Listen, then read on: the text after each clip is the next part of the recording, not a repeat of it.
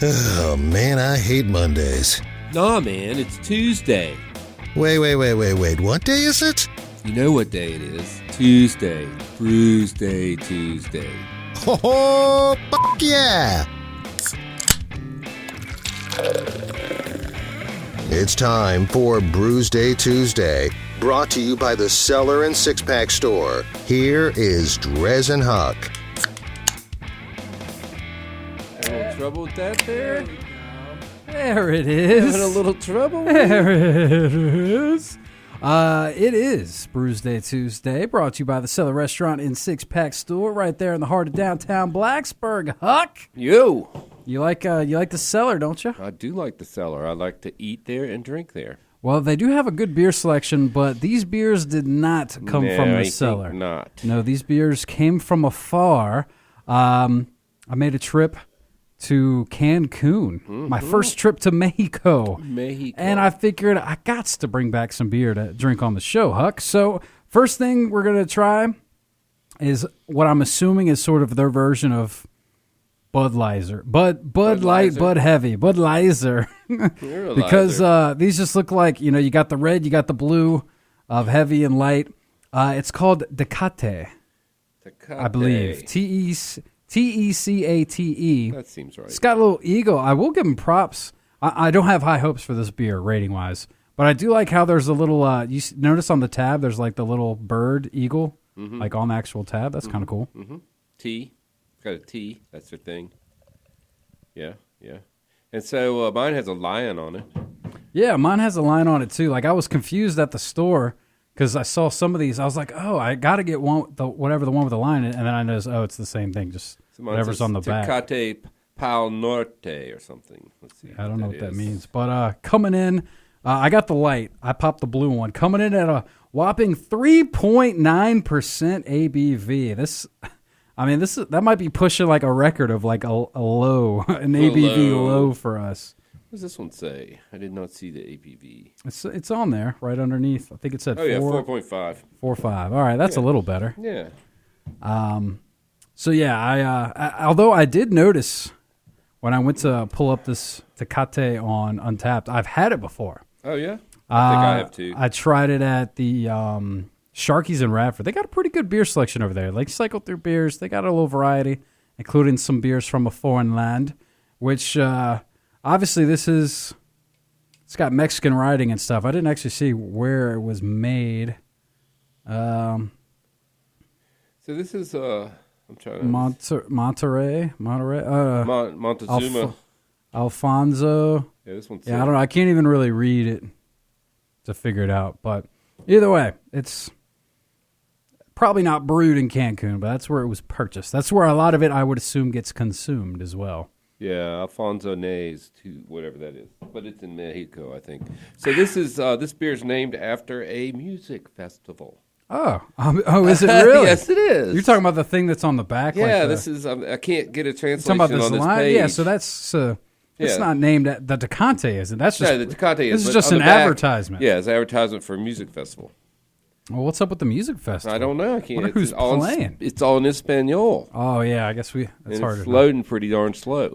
So we'll say you don't have to know how to speak Spanish to go to Cancun and have a good time. Certainly doesn't hurt. But everywhere they go, they're like English, Spanish. And you just say English, and they're like, okay. Okay. But have you been down there? Have you been to Cancun? I have not. I've not been to Mexico. But I mean, never been to Mexico? No. I found that hard to believe. I've been all over South America. Yeah. How did you just skipped over Central America? We were actually supposed to go there on our honeymoon and ended up at Wintergreen. So who knows? Oh, well, shoot. I think you owe Huckett a trip to Mexico. We've been talking. Cancun trip, perhaps. Yeah, we should do that. It looks like a lot of fun. It's like all-inclusive, right?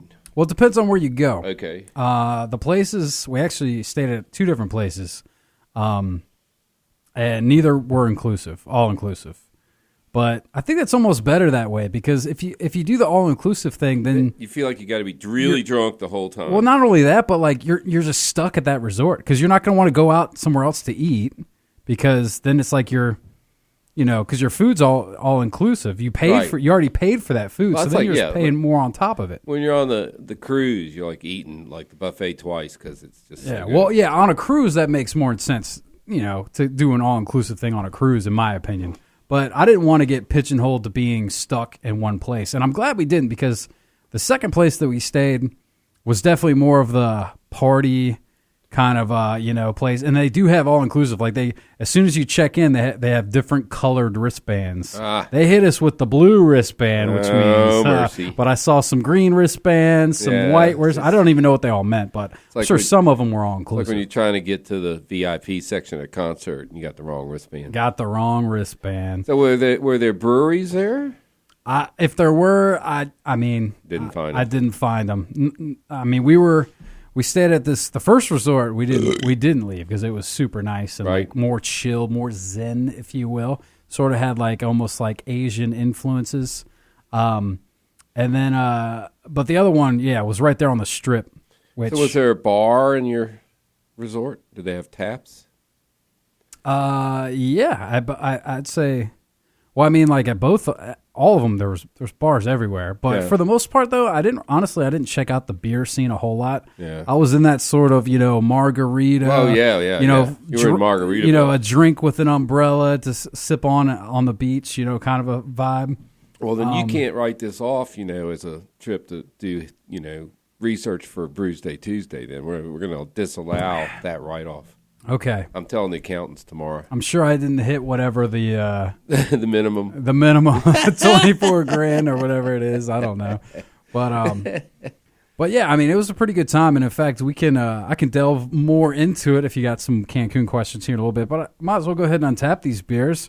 Do you think I was right in assessing the can?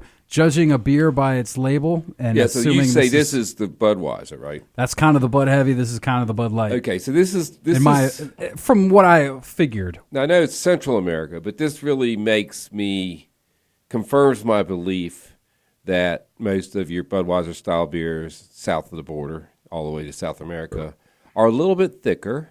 Okay, I think they're a little bit better than a Budweiser. This one one is super light. Okay, this one is literally. I was pouring out; it could have been water.